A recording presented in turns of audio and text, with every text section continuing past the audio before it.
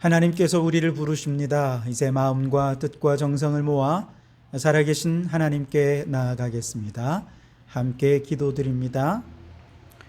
보라, 밤에 여호와의 성전에 서 있는 여호와의 모든 종들아, 여호와를 송축하라. 성소를 향하여 너희 손을 들고 여호와를 송축하라.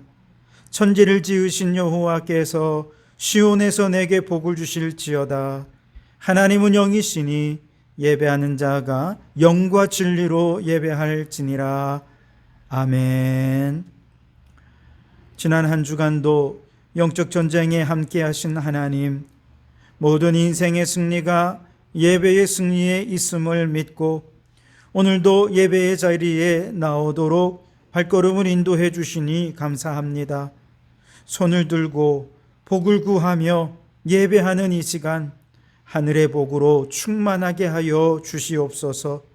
마음과 뜻과 정성을 다해 예배할 때 세상과 나는 간 곳 없고 구속한 주님만 높임을 받으시고 영광을 받으시는 예배가 되기를 예수님 이름으로 기원하옵나이다. 아멘. 찬송가 44장을 함께 찬송하겠습니다. 44장 찬송입니다.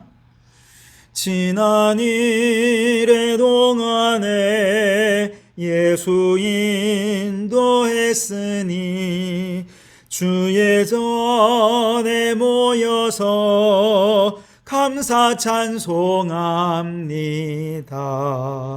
가장 복된 이날은 하늘 안식표로다. 가장 복된 이날은 하늘 안식표로다. 주의 공로 힘입어 은혜 주심 빌 때에 화목하게 하시고 죄를 벗겨주소서. 세상 걱정 버리고 은혜 받게 하소서. 세상 걱정 버리고 은혜 받게 하소서. 하나님의 이름을 찬송하러 왔으니 모임 중에 계시고 영광 나타내소서. 기쁜 하늘 잔치에 참여하게 하소서. 기쁜 하늘 잔치에 참여하게 하소서. 주의 기쁜 복음을 모두 듣게 하시고 주의 은혜 베풀어 위로하여 주소서. 주님 오실 때까지 이 날 지키리로다. 주님 오실 때까지 이 날 지키리로다.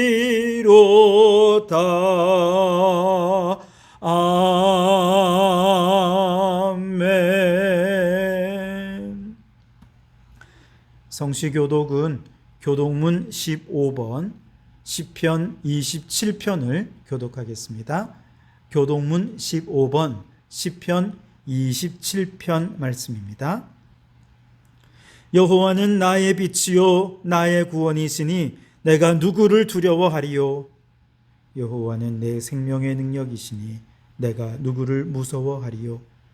악인들이 내 살을 먹으려고 내게로 왔으나 나의 대적들 나의 원수들인 그들은 실족하여 넘어졌도다. 군대가 나를 대적하여 진칠지라도 내 마음이 두렵지 아니하며 전쟁이 일어나 나를 치려할지라도 나는 여전히 대언하리로다. 내가 여호와께 바라는 한 가지 일, 그것을 구하리니 곧 내가 내 평생에 여호와의 집에 살면서 여호와의 아름다움을 바라보며 그의 성전에서 사모하는 그것이라. 여호와께서 환난 날에 나를 그의 초막 속에 비밀히 지키시고 그의 장막 은밀한 곳에 나를 숨기시며 높은 바위 위에 두시리로다. 이제 내 머리가 나를 둘러싼 내 원수 위에 들리리니 내가 그의 장막에서 즐거운 제사를 드리겠고 노래하며 여호와를 찬송하리로다. 아멘. 이 시간은 지난 한 주간 우리의 죄를 고백하며 참회의 기도를 드리겠습니다. 함께 기도합니다. 오 하나님, 우리를 죄악 중에서 구원하시고 하나님 나라 백성으로 삼아주시니 참으로 감사합니다. 이 시간 간구하오니 지난 한 주간 우리들이 지은 모든 죄를 용서해 주옵소서.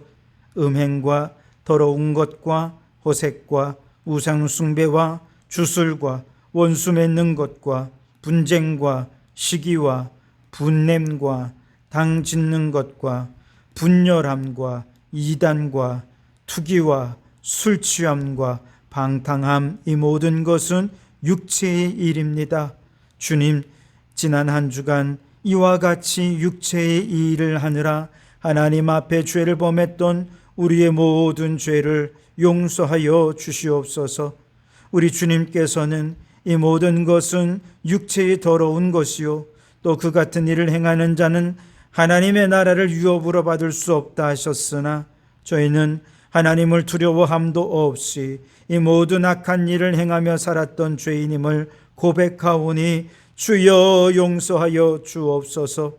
죄악에 묻혀 살았던 저희를 용서해 주시고 이제부터는 하나님의 주권을 인정하면서 하나님의 나라와 그의 의를 위하여 성령의 열매를 맺는 우리들이 되게 해 주시옵소서. 마음으로 생각으로 행동으로 범했던 모든 죄악들, 알고 지은 죄, 모르고 지은 모든 죄들까지 주님의 보혈로 깨끗이 씻어 주시옵소서. 여기 우리를 용서하신 주님의 용서의 말씀이 있습니다. 악인이 만일 그가 행한 모든 죄에서 돌이켜 떠나 내 모든 율례를 지키고 정의와 공의를 행하면 반드시 살고 죽지 아니할 것이라. 내가 그들의 악행을 사하고 다시는 그 죄를 기억하지 아니하리라. 여호와의 말씀이니라. 아멘. 나는 전능하신 아버지 하나님 천지의 창조주를 믿습니다.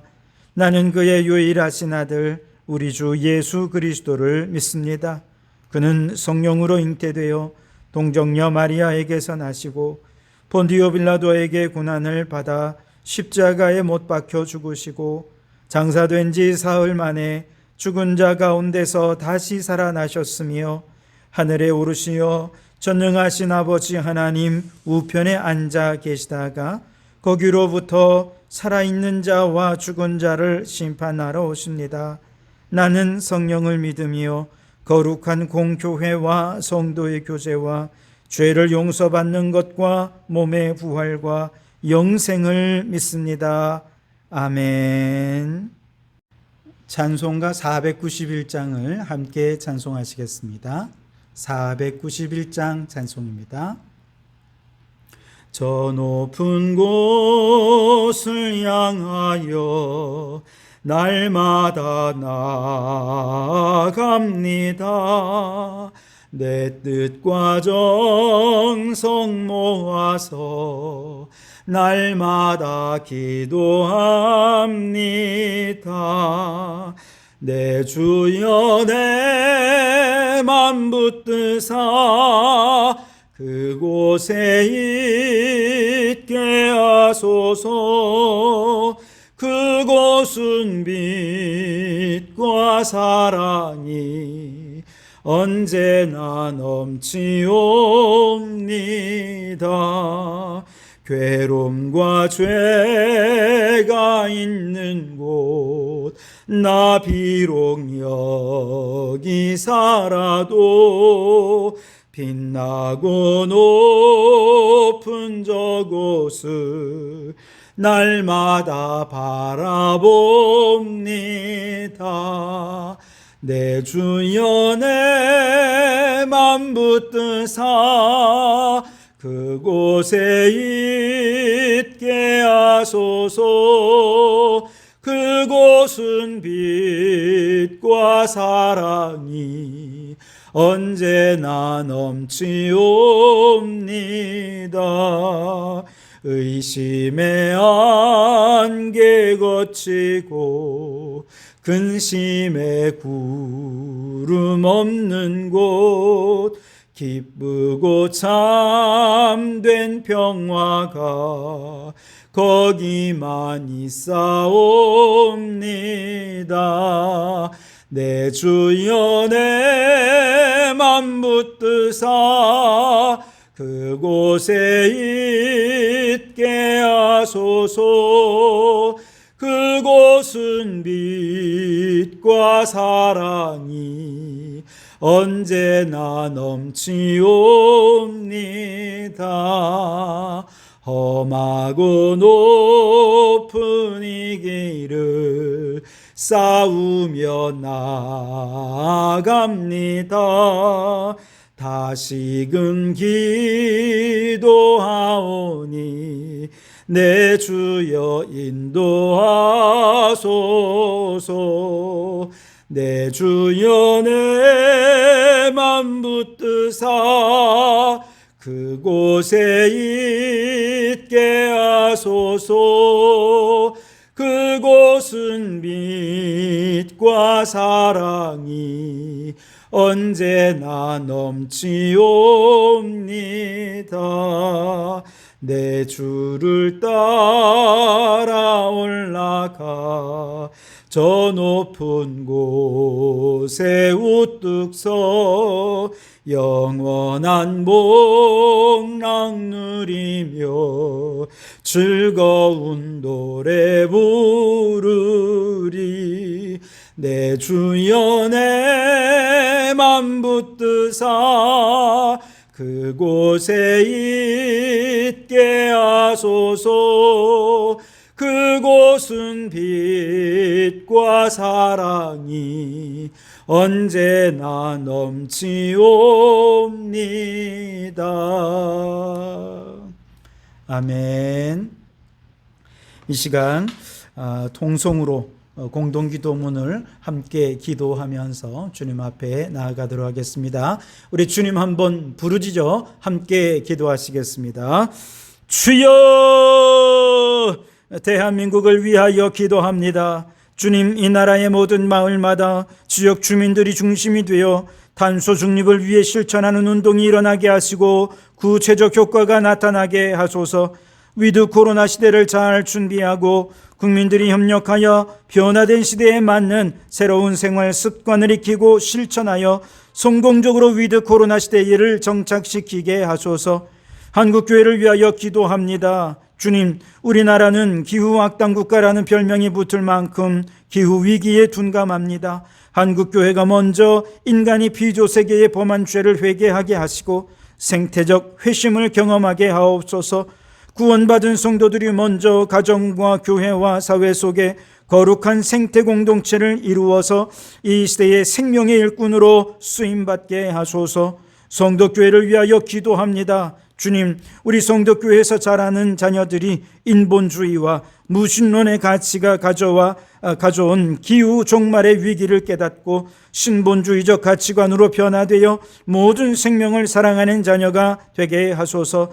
작은 도서관이 기후위기 대응 도서관의 사명을 잘 감당하게 하소서. 성도들을 위하여 기도합니다. 주님, 결실의 계절입니다. 각자의 삶과 신앙에서 뿌린 대로 열매를 거두게 하시고 가정이 화목하게 하옵소서. 코로나 바이러스와 각종 질병과 위험으로부터 성도들을 지켜 보호하시며 하나님 만드신 피조 생명들을 지키며 보호하는 청지기로 살게 하옵소서. 예배를 위하여 기도합니다. 이 시간 예배를 방해하는 악한 마귀를 물리쳐 주시고 새 영을 부어 주셔서 은혜 충만 성령 충만한 예배 되게 하소서. 이 예배를 통해 하나님만 영광을 받아 주시옵소서. 이제 다 아뢰지 못한 기도를 주님께서 가르쳐 주신 기도로 기도하오니 하늘에 계신 우리 아버지, 아버지의 이름을 거룩하게 하시며 아버지의 나라가 오게 하시며 아버지의 뜻이 하늘에서와 같이 땅에서도 이루어지게 하소서.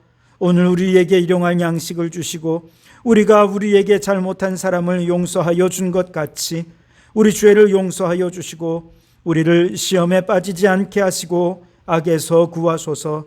나라와 권능과 영광이 영원히 아버지의 것입니다. 아멘. 오늘 우리에게 주시는 하나님의 말씀은 전도서 말씀입니다.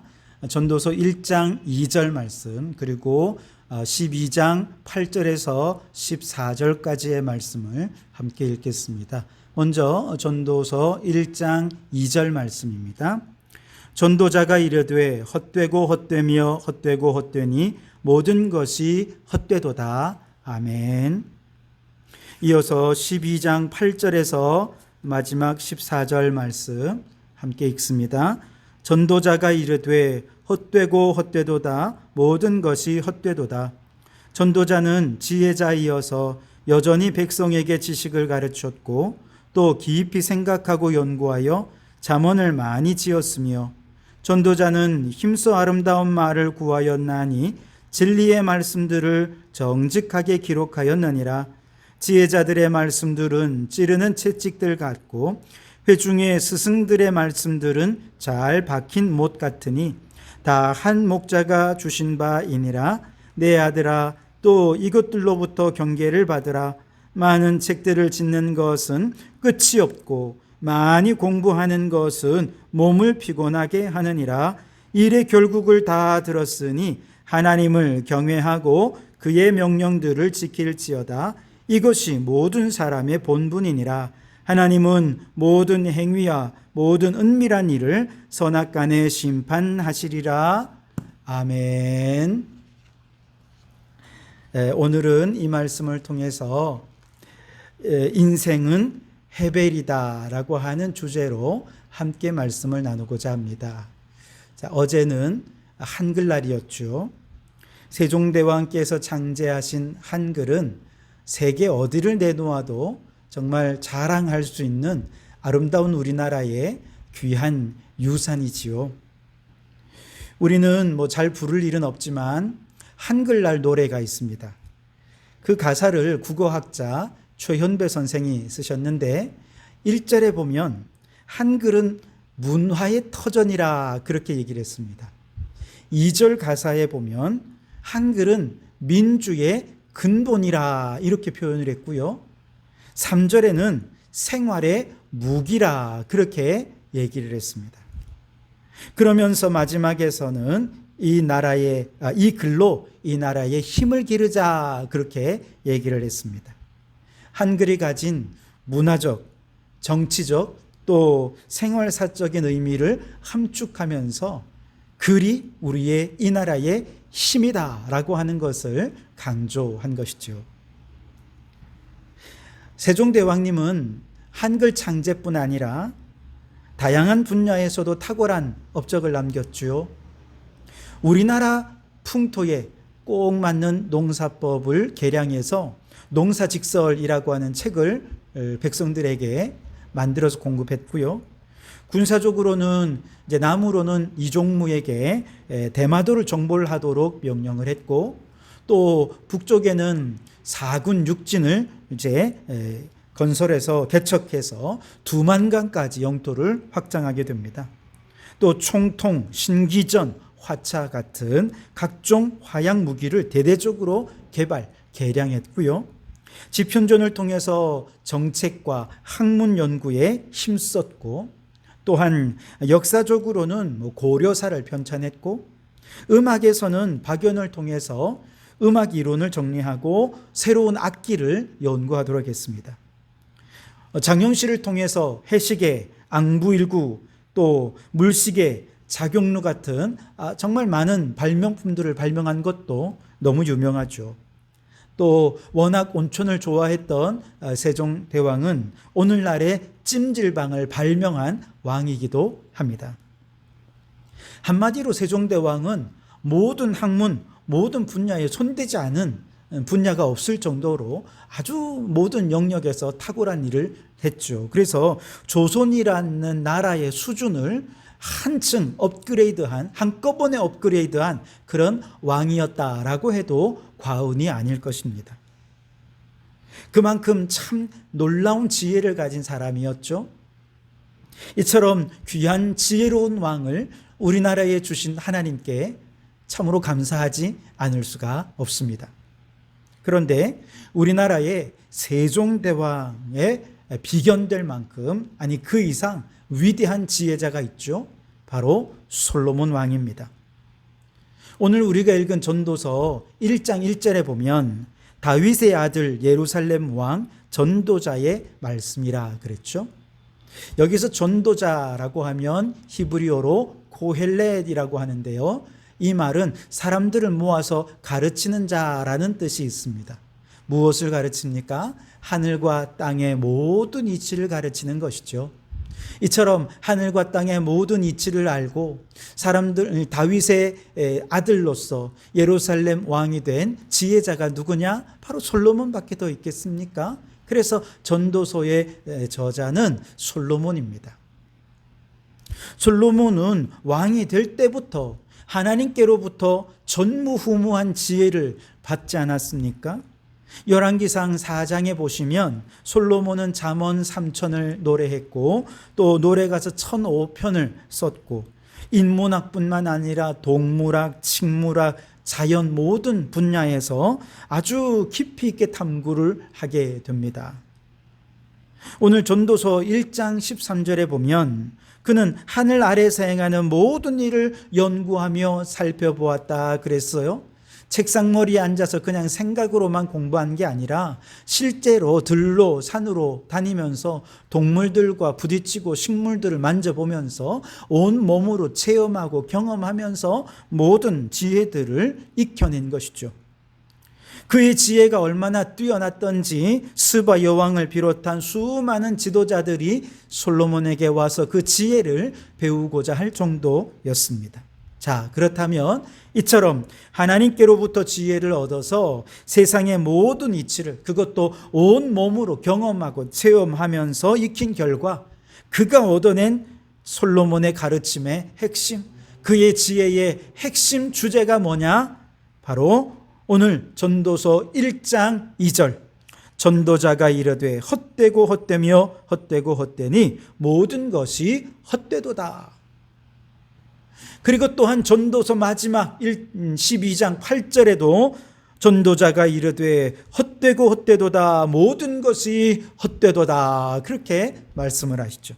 전도서는 헛됨으로부터 시작해서 헛됨으로 끝이 납니다. 12장 13절 말씀에 일의 결국을 다 들었으니 그랬습니다. 인생에 일어나는 모든 일의 결국은 뭐냐? 헛됨이라는 것입니다. 자, 그렇다면 전도서는 헛되다라고 하는 말의 의미만 분명히 깨닫는다면, 확실히 이해한다면 전도서뿐만 아니라 우리 인생의 의미를 분명하고 확실하게 깨달을 수 있지 않겠습니까? 자, 그렇다면 헛되다라는 뜻이 무엇이겠습니까? 헛되다라는 말은 히브리어로 헤벨이라고 하는 단어를 사용하는데요. 이 말은 수증기, 연기 이런 의미를 가지고 있습니다. 전도서에는 이게 38번이나 등장을 하는데요. 우리 인생은 수증기나 연기와 같이 이렇게 잡을래야 잡을 수 없고 잡았나 싶으면 놓치고 놓쳤나 싶으면 또 잡았나 싶으면 놓치는, 참 이게 있는 것 같지만 없고 없는 것 같은데 있고 찰나적이고 수수께끼 같고 역설적인 것이 우리의 인생이다 하는 것을 전도서가 보여준다. 이것이 헤벨이라는 것이죠. 잡으려 하지만 막상 잡지 못하는 연기처럼 우리 인생이 그렇다는 거예요. 세상에는 아름답고 선한 것이 많죠. 그래서 선한 것을 이제 추구하고 선한 것을 위해 살아가는 순간 한순간에 비극이 찾아와서 그의 선함을 모조리 날려버립니다. 우리 모두가 정의를 믿지만 이상하게도 의로운 사람에게 불행이 닥칩니다. 그렇게 인생은 언제나 예측할 수 없고 불안한 것이라 할 수 있지요. 그런데 이렇게 허무한 인생, 불안한 인생이지만 예측할 수 없고 불안하기 때문에 인생은 오히려 다 이해할 수 없고 다 깨달을 수 없는 신비로 가득한 수수께끼 같은 인생이라 또한 그렇게 이야기할 수 있는 것이죠. 그래서 헤벨이라고 하는 이 말은 우리의 인생이 바람을 잡으려는 것만큼이나 헛되고 허무하지만 또한 동시에 그만큼 신비롭고 또 수수께끼 같은 하나님의 선물로 가득한 곳이 우리의 인생이다. 이것이 바로 헤벨이라고 하는 단어 속에 담겨진 의미인 것이죠. 그러니 전도서를 그저 헛되다라고 하는 우리 한국말로 다 이해하려고 해서는 안 됩니다. 헤벨이라는 단어 속에 담겨져 있는 심오한 뜻을 이해해야 이 전도서의 의미, 인생의 의미를 깊이 이해할 수 있는 것이죠. 창세기 4장에 보면 가인에게 아벨이 죽임을 당하죠. 그런데 아벨이라고 하면 이 말이 헤벨이라고 하는 단어에서 온 뜻입니다. 그는 사실 오래 살지 못했죠. 그저 잠깐 살다가 하나님께 예배를 잘했음에도 불구하고 형 에서에 의해서 억울하게 죽음을 당하지 않습니까? 그래서 어찌 보면 그의 인생은 허망하고 헛되어 보입니다. 그러나 그 이후에 아벨은 어떻게 됩니까? 비록 그는 죽었으나 그 이후에 아벨 온전한 예배자의 표상이 되었습니다. 아벨을 대신해서 하나님께서 그 가정에 주신 셋의 후손을 통해서 믿음이 이어져 갔고 예수 그리스도가 탄생하여 구원의 역사가 나타나게 된 것이죠. 그러니 아벨을 보면서 아무리 예배 드리고 하나님 잘 섬겨도 저렇게 허무하고 헛된 인생을 살다 죽는구나. 인생이 그런 거야.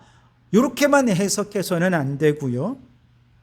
오히려 그와 함께 비록 그렇게 헛된 모습이 있는 것이 인생이지만 그럼에도 불구하고 이렇게 허무한 것 같은 인생을 하나님께서 들어 사용하여 주시어서 모든 사람들을 예배하게 하고 모든 사람들을 구원하게 하는 통로로 사용하셨으니 인생인 놀라운 신비야.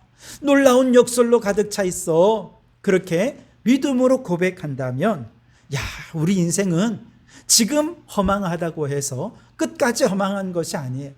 그러니 인생은 더 신비롭고 수수께끼로 가득 찬 하나님의 선물이기에 살아볼 만하고 더 흥미진진하구나. 그러니 더 열심히 살아야지. 이런 마음을 갖게 하는 것이 전도서라는 것이죠. 전도서를 보면 전도자가 이렇게 얘기합니다. 내가 해 아래서 행하는 모든 일을 보았지만 모두 다 헛되어 바람을 잡으려는 것 같다. 지식도 헛되고 재물도 헛되고 세상에 수고하는 것도 헛되고 세상의 쾌락을 즐기는 것도 권세도 명예도 영광도 다 헛되고 헛되다라고 말하지만 그러나 또한 그 가운데서 이런 헛된 세상 같아 보이는 이곳에 하나님의 선물이 담겨져 있다. 아니, 이런 세상이 또한 하나님의 선물이다라고 얘기하는 것이 전도서라는 거예요. 3장 13절에 보면 사람마다 먹고 마시는 것과 수고함으로 낙을 누리는 그것이 하나님의 선물인 줄 또한 알았도다. 5장 19절에 하나님이 재물과 부요를 그에게 주사 능히 누리게 하시며 제 몫을 받아 수고함으로 즐거워하게 하신 것은 하나님의 선물이라. 아멘. 우리말에 헛되다라고 번역된 히브리어 헤벨이라고 하는 이 말은 단순히 인생은 허무하다 이 뜻이 아니라 이 세상 속에 너무나도 놀라운 하나님의 신비, 하나님의 수수께끼 같은 선물로 가득한 그것이 인생이다 라고 하는 것을 우리에게 전해주는 단어인 것이죠. 자, 그렇다면 인생의 끝, 인생의 결국이 헤벨이구나 라고 하는 걸 알았는데 중요한 것은 어떨 때 이 헤벨이 허무이고 어떨 때 이 헤벨이 하나님의 선물일까요? 똑같은 헤벨인데 어찌 보면 허무하고 어찌 보면 하나님의 선물로 보인단 말이죠. 도대체 무엇이 둘 사이의 차이를 낳게 하는 것일까요? 전도서를 읽다 보면 계속 반복해서 등장하는 표현이 나오는데 내가 해 아래에서라고 하는 표현입니다. 내가 해 아래에서 수고했고 내가 해 아래에서 살펴보았고 내가 해 아래에서 이러이러했다. 그런데 그 해 아래에서라고 하는 표현이 나오는 결론은 다 허무예요. 다 헛되다로 끝이 납니다. 1장 3절에 해 아래에서 수고하는 모든 수고가 사람에게 무엇이 유익한가? 1장 14절에 내가 해 아래에서 행하는 모든 일을 보았노라. 모두 보라. 모두 다 헛되어 바람을 잡으려는 것이로다. 2장 11절, 2장 17절, 3장 16절, 4장 3절, 4장 7절, 4장 15절, 5장 13절, 6장 1절 등등등등 해 아래에서라고 하는 표현이 계속 나오는데요. 이 표현이 등장하는 곳마다 읽어보면 다 헛되고 공허하고 허무한 것으로 끝이 납니다. 모든 인생의 허무함과 헛됨의 원인은 뭐냐? 해 아래에서 인간의 지혜로 세상을 바라볼 때 인생은 헛되다. 이렇게 결론이 날 수밖에 없다는 것이죠. 해 아래 인간의 지혜, 인간의 지식, 하나님 없는 지식은 곧 세상의 허무로 결론이 날 수밖에 없다는 거예요. 왜냐? 인간의 지혜, 인간의 지식은 유한하기 때문에 그래요. 한계가 있기 때문에 그래요. 그래서 열심히 선한 일을 행하면서 정말 모든 인류를 위해 좋은 일이다 생각하며 행하는 일들이 지식의 한계 때문에 다른 쪽에서 문제가 생기는 거예요. 다른 쪽에서 헛된 것으로 결론이 나고야 말더라는 것이죠. 그걸 잘 보여주는 단편적인 것이요. 오헨리의 단편 소설 크리스마스 선물이라는 소설입니다. 이 소설의 내용은 어떻습니까? 아내가 길을 가다가 상점에 진열된 머리빗을 보고 너무너무 갖고 싶어 하는데 너무 비싸서 사줄 수가 없는 거예요. 머리빗이 왜 그렇게 비싸냐? 머리빗을 왜 이렇게 갖고 싶어 하냐? 아마 그렇게 생각할지 모르지만 오늘날처럼 플라스틱이 발견되기 전에 나오는 이 머리빗은요, 거북이 등 껍질로 만든 거예요. 그러다 보니까 이게 너무너무 귀한 거죠. 아무나 가질 수도 없고 아무나 살 수도 없어요. 너무 비싸죠. 오늘날의 샤넬, 구찌 뭐 이런 것처럼 명품 중에 명품이고 귀족, 상류층 귀족 여인의 그 상징이 바로 이 머리빗이었던 것이죠. 살 수가 없는 거예요. 너무 비싼 것이죠.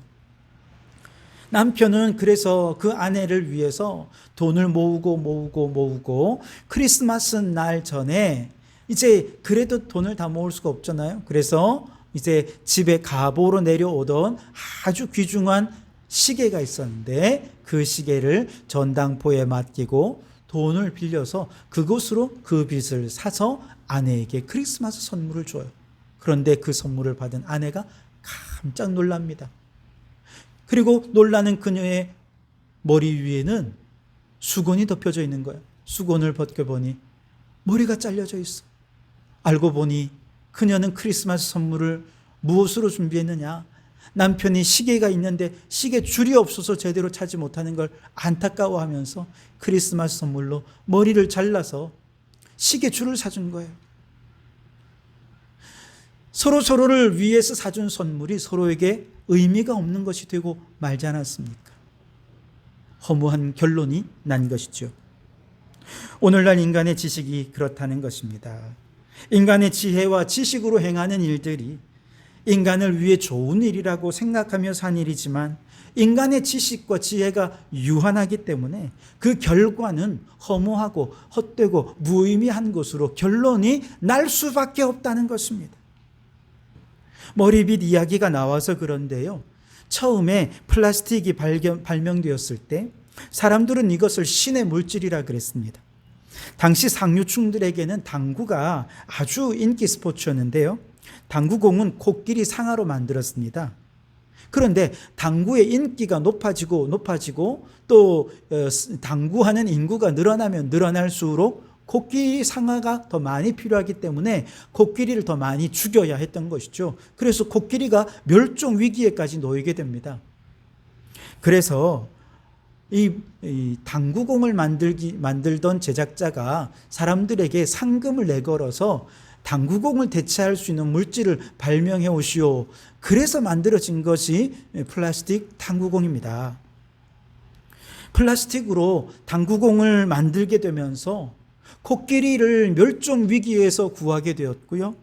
또 당시 상류층들만 즐기던 이 당구가 이제 일반 서민들도 누구라도 다 즐길 수 있게 되었던 것이죠. 그래서 플라스틱은 가장 민주적인 물질이고 또 코끼리를 구한 생명의 물질이고 게다가 플라스틱의 아주 좋은 장점은 뭐냐? 모양이 마음 자유자재로 원하는 대로 물질을 만들 수가 있다는 것입니다. 그래서 플라스틱은 영어로 이 성형이라는 말이 뜻인데 이 성형외과 그러면 플라스틱 서저리 그래서 우리 얼굴을 자유자재로 만든다. 뭐 몸매를 그렇게 가꾼다. 뭐 이런 뜻 아니겠습니까? 그래서 이 플라스틱은요 얼마든지 모양과 형태를 만들 수 있어요. 값도 싸지요. 가볍지요. 원하는 모양을 만들 수 있죠. 그렇기 때문에 사람들은 처음에 플라스틱이 만들어졌을 때 신의 물질이라 그랬어요. 그런데 단점이 한번 만들어진 이것은 썩지를 않는 거예요. 이것이 자연적으로 분해가 안 되고 이걸 분해시킬 수 있는 자연의 물질이 없는 것이죠. 그래서 이거는 사람들이 멸종돼도 플라스틱은 남을 것이라 할 정도로 오래 썩지를 않는 것입니다. 그러니 사람들은 엄청나게 소비를 해서 많이 만들어지는데 이건 없어지지를 않으니까 오늘날에는 쓰레기의 주범, 쓰레기 산의 원죄가 바로 플라스틱이 되어버렸습니다. 그래서 한때 신의 물질이었던 플라스틱이 지금은 인류의 골칫덩어리가 되어버린 것이죠. 인간의 지식이 그만큼 유한하고 인간의 지식의 끝에는 결국 공허와 허무함밖에 없다는 것을 이 플라스틱이 우리에게 잘 얘기해 주는 것입니다. 반면에 그렇다면 모든 지혜의 근본은 무엇이냐? 여호와를 경외하는 것입니다. 오늘 5장 18절 19절 말씀에 보면 사람이 하나님께서 그에게 주신 바 그 일평생에 먹고 마시며 해 아래에서 하는 모든 수고 중에서 낙을 보는 것이 선하고 아름다움을 내가 보았나니 그것이 그의 몫이로다. 또한 어떤 사람에게든지 하나님이 재물과 부요를 그에게 주사 능히 누리게 하시며 제 몫을 받아 수고함으로 즐거워하게 하신 것은 하나님의 선물이라. 아멘. 여러분, 우리가 하나님의 지혜, 하나님을 경외하고 하나님을 섬기는 하나님의 전능하심을 알고 그분을 섬기는 그 지혜로 행하는 모든 일들은 하나님의 주인된 인생은 해 아래에서 행하는 모든 수고 가운데 낙을 누린다. 그렇게 말씀하십니다. 하나님 없는 재물은 허무이지만 모든 재물 하나님께서 주신 것이다 라고 믿으면 그 모든 재물을 통해서 주시는 하나님의 은혜를 누릴 수가 있게 되는 거예요. 한 달 동안 열심히 일해서 월급날이 되면 월급이 너무 쥐꼬리만해요. 그래서 내가 이 월급 받으려고 이렇게 노력했나? 여러분, 하나님이 없으면 이렇게 허무해지게 됩니다. 그런데 이 재물도 하나님께서 주신 것이다 감사하게 되면 땀 흘려 일한 후에 받은 몫으로 인해 우리는 즐거워할 수 있게 되는 것이죠. 모든 것이 하나님의 선물로 여겨지고 깨달아지니 그의 인생은 즐겁고 감사가 넘치고 하나님께서 그에게 주시는 분복을 누릴 수 있게 되는 것이죠. 지혜라고 하는 한자가 참 재미있습니다. 이 해자가요, 한자로 어떻게 되냐면 화살이라고 하는 해성이라고 할 때 그 해자입니다. 그 밑에 마음심자가 있어요. 다시 말해서 지혜란 뭐냐? 본래 우리 안에 있던 것이 아니라 해성처럼 내려와서 우리의 마음에 파고드는 것이 지혜라는 것이죠. 주어지는 것이라는 것입니다. 그래서 굉장히 성경적이죠. 야고보서 1장 17절에 온갖 좋은 은사와 온전한 선물이 다 위로부터 빛들의 아버지께로부터 내려오나니 그랬습니다. 야고보서 3장 17절에 위로부터 난 지혜는, 그렇게 모든 지혜는 위로부터 난 것이라고 말씀하십니다. 우리가 열심히 공부해서 지혜를 얻을 수 있느냐? 아니라는 것이죠. 인간의 힘과 인간의 능력과 인간의 지혜를 의지하는 것은 다 허무하고 헛된 것이라는 것입니다. 그래서 오늘 전도서 12장 12절에 솔로몬은 그렇게 얘기하죠. 책은 아무리 읽어도 끝이 없고 공부만 하는 것은 몸을 피곤하게 한다, 그렇게 말씀을 하십니다. 세상의 지식, 하나님 없는 지혜 모두가 다 사람을 피곤하게 만든다는 거예요. 그러니 공부하지 말까요? 그게 아니고 하나님을 경외하는 그 마음의 근본을 가지고 공부를 열심히 하면 그 공부가 인생을 살면서 하나님께서 주시는 분복을 누리게 하고 그 인생을 올바른 목적을 향해서 나아갈 수 있도록 하기 때문에 모든 순간이 행복하고 즐겁고 감사해질 수 있다는 것이죠. 여러분, 운전할 때 내비게이션, 처음에 이제 출발할 때 내비게이션에다가 목적지를 입력하십시오. 그러면 원하는, 가고자 하는 곳에 목적지를 입력하지 않습니까? 엉뚱한 곳을 입력하면 엉뚱한 곳으로 안내하겠죠. 그런데 여러분의 인생의 내비게이션에 지금까지 어떤 목적지를 여러분 기록했습니까? 성공? 출세입니까? 부여입니까? 행복입니까? 가족의 안녕입니까? 세상의 쾌락을 즐기는 것입니까? 이런 목적지를 입력해 놓고 학생들이 공부하게 되면 많이 공부해도 공부가 피곤해지게 되는 거예요. 이제 우리 학생들 중간고사 기간인데요. 아마 열심히 공부할 겁니다. 많이 피곤하죠? 그런데 공부하는 목적이 세상의 것이라고 한다면 이제 공부할 때, 이제 공부를 시작할 때 우리 앞에 보이지 않는 가상의 내비게이션이 이렇게 얘기하는 거예요. 공부해서 어디까지 도착하길 원하십니까?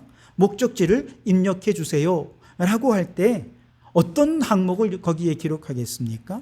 좋은 대학, 좋은 직장 취업, 혹은 성공과 출세, 행복, 뭐 이런 것들을 기록하겠습니까? 그러면 그쪽으로 내비게이션이 안내해 줄 겁니다. 열심히 공부하고 최선을 다해 공부하면 좋은 대학도 가고 좋은 직장에도 취업하고 성공도 하고 출세도 하겠죠. 그런데 아무리 좋은 목적지에 도착했다 하더라도 하나님의 입력됨이 없기 때문에 공허해요. 허무해요. 다 이런 것 같은데 그 인생이 허무하단 말이죠. 그런데 오늘 13절에 보면 일의 결국을 다 들었으니 하나님을 경외하고 그의 명령들을 지킬지어다. 이것이 사람의 본분이니라 그랬습니다. 이 일의 결국이 뭡니까? 목적지죠. 목적지. 우리의 내비게이션에다가 목적지를 뭐라고 적어요? 하나님을 경외하고 그 명령을 지킬지어다.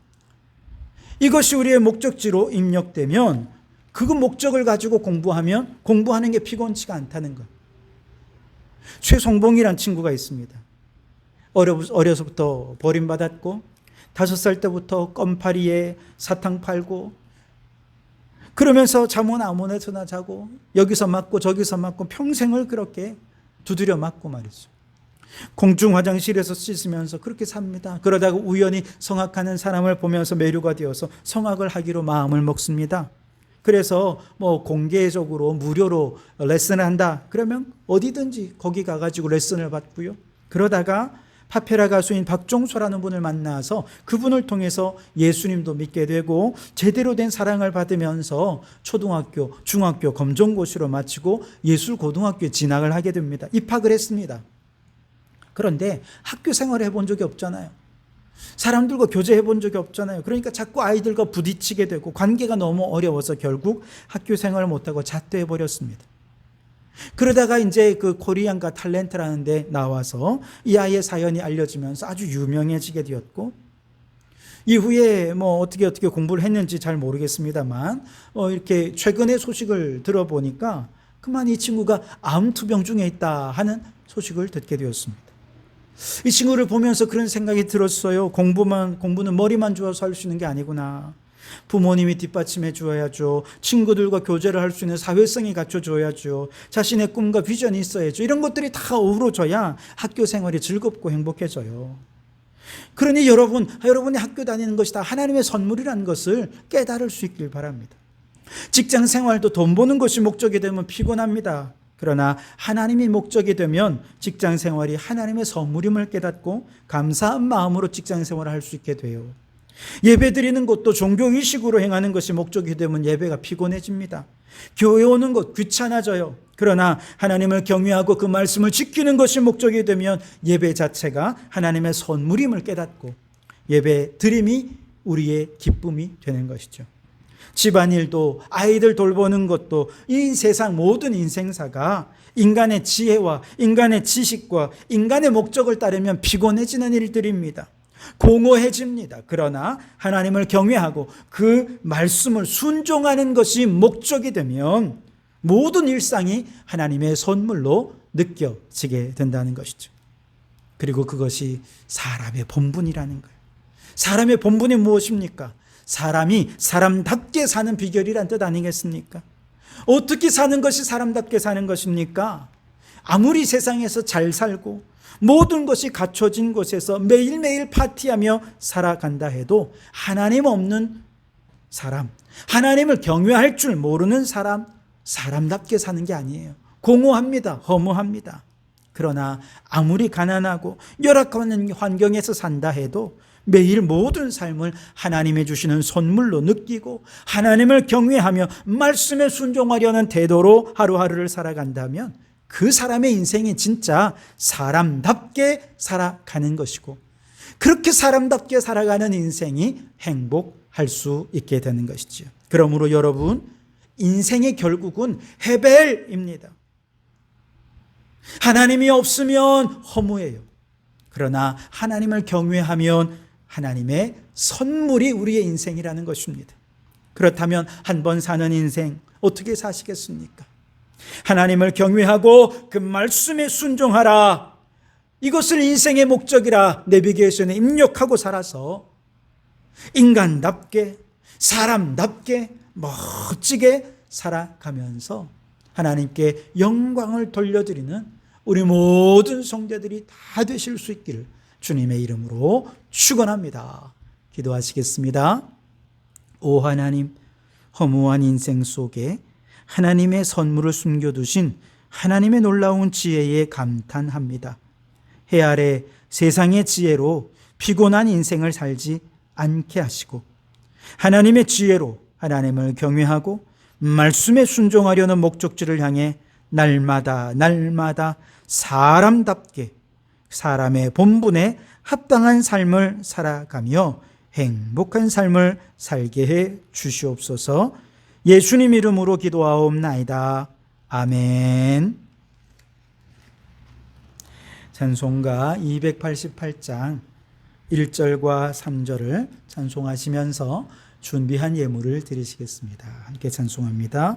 예수를 나의 구주 삼고 성령과 피로써 거듭나니 이 세상에서 내 영혼이 하늘의 영광 누리도다.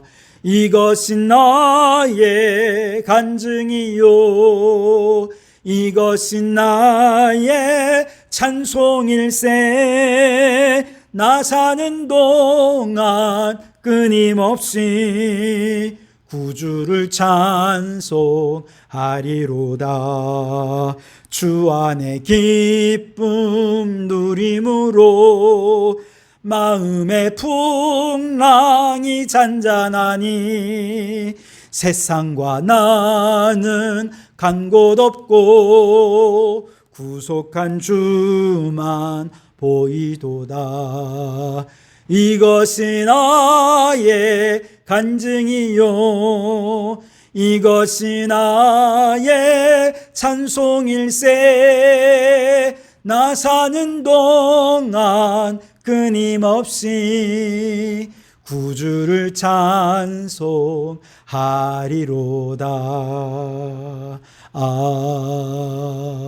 아멘. 기도하시겠습니다. 하나님, 허무하고 헛된 세상 속에 하나님을 경외하며 하나님의 선물을 발견하며 살아갈 수 있도록 은혜를 베풀어 주시니 감사합니다. 오늘도 하늘의 선물을 주시고자 약속해 주신 그 약속을 의지하여 하나님 앞에 기도합니다. 말씀을 붙잡고 말씀을 의지하여 기도하오니 주여 들으시고 응답하여 주시옵소서. 우리 하나님은 기름진 것과 오래 저장된 포도주로 연회를 베푸실 하나님이라 말씀하셨습니다. 주여 하나님의 모든 부요와 풍요의 근원이심을 깨닫고 하나님을 떠나 세상의 부요와 풍요와 성공을 기대하며 세상을 헤매던 발걸음을 멈추고 이제 하나님 중심, 신앙 중심으로 하나님이 주시는 부요와 풍요를 누리며 살아가는 저희들 되게 해 주옵소서. 우리 하나님은 사람이 마음으로 자기의 길을 계획할지라도 그 걸음을 인도하시는 분이라 말씀하셨습니다. 지금까지 내 계획을 따라 살던 발걸음을 멈추고 이제는 주님의 걸음과 보폭을 맞추어 걸으며 주님과 동행함으로 하나님의 계획을 이루는 자가 되게 하옵소서. 마음의 즐거움은 얼굴을 빛나게 하여도 마음의 근심은 심령을 상하게 한다 하셨습니다. 혹 세상의 염려, 근심, 걱정으로 심령이 상한 자 있습니까? 이 시간 위로하시고 하늘의 평안과 즐거움을 회복시켜 주셔서 빛나는 얼굴로 예수 향기 풍기며 살게 해 주옵소서. 입을 지키는 자는 자기의 생명을 보존한다 말씀하셨습니다. 말로 인해 상처 주고 상처받은 과오를 다시 반복하지 않게 하시고 우리의 말이 격려의 말, 축복의 말, 예수님을 자랑하는 말이 되어서 내 생명도 지키고 타인의 생명도 보존하는 저희들이 되게 해 주시옵소서. 오늘도 우리 성도들 빈손 들고 나오지 않고 예물 드리게 하심을 감사합니다. 이만큼이라도 물질을 주시는 분복을 허락해 주시니 감사합니다. 감사하게 하시고 그 분복을 누리며 살게 해 주옵소서. 물질의 노예로 살지 말고 물질을 다스리며 정복하여 이 물질로 하나님의 영광을 위해 살게 해 주옵소서. 예물이 쓰여지는 곳마다 하나님이 꿈꾸시는 하나님의 나라와 의가 이루어지게 해 주시옵소서. 예수님 이름으로 기도하옵나이다. 아멘. 할렐루야. 우리 주님의 은혜와 평강이 여러분과 여러분의 가정과 하시는 모든 생업 위에 함께 하시기를 주님의 이름으로 축원합니다. 우리 앞뒤 좌우로 또 우리 가족들과 함께 또 이렇게 인사 나누어 주시기 바랍니다. 하나님을 경외하며 사람답게 살아갑시다. 그렇게 인사해 주십시오. 네, 하나님을 사랑하며 사람답게 살아갑시다. 네. 여러분 이제 위드 코로나 시대가 가까워 옵니다. 그 말인즉슨 코로나가 두려워서 해야 될 일을 멈추면 안 된다 하는 뜻이겠죠. 예배가 그렇습니다. 지금까지 코로나가 두려워 예배를 멈추셨습니까? 이제 예배의 자리로 나오십시오. 마스크 쓰고 저희는 특히 식사를 하지 않기 때문에 예배 드리면서 코로나에 감염될 일은 거의 0%입니다. 그러니 예배에 참여하십시오. 함께 예배합시다.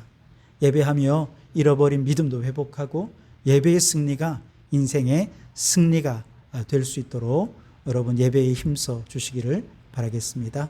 10월 중보기도 함께 참여해 주시고 중보기도집 뒷면에 50독 대행지 마지막 50독을 함께 하고자 합니다.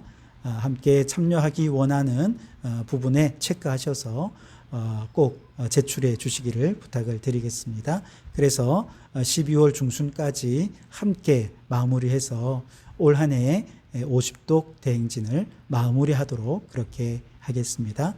예배 후에 헌금하는 일에도 힘써 주십시오. 온라인 헌금도 하나님이 기뻐하십니다. 마음을 다해 헌금해 주시기를 부탁을 드리겠습니다. 우리 정다운 도서관을 위해서도 기도해 주시기를 부탁을 드리겠습니다. 폐회 찬송을 함께 하시겠습니다. 찬송가 54장입니다. 주여 복을 구하오니 편히 가게 하시고 사람마다 주 은혜로 이기도록 하시고 광야 같은 세상에서 항상 인도하소서. 주의 복된 말씀 듣고 무한 감사합니다. 구원받은 주의 성도 열매 맺게 하시며 하나님이 우리 함께 항상 계시옵소서. 아멘. 기도하시겠습니다. 이제는 우리 주 예수 그리스도의 은혜와 아버지 하나님의 극진하신 사랑하심과 성령님의 감동 감화 충만 역사 교제하심이 해 아래 인간의 지혜로 허무한 인생을 살지 말고 여호와를 경외하는 지식으로 우리의 인생을 하나님의 선물로 여기며 사람답게 살기를 간절히 소원하고 결단하는 우리 모든 성도들 머리머리 위에 그 가정과 일터 위에 우리에게 허락해 두시니 창원도 성과 나라와 민족 위에 지금부터 영원토록 함께하옵시기를 간절히 축원하옵나이다. 아멘.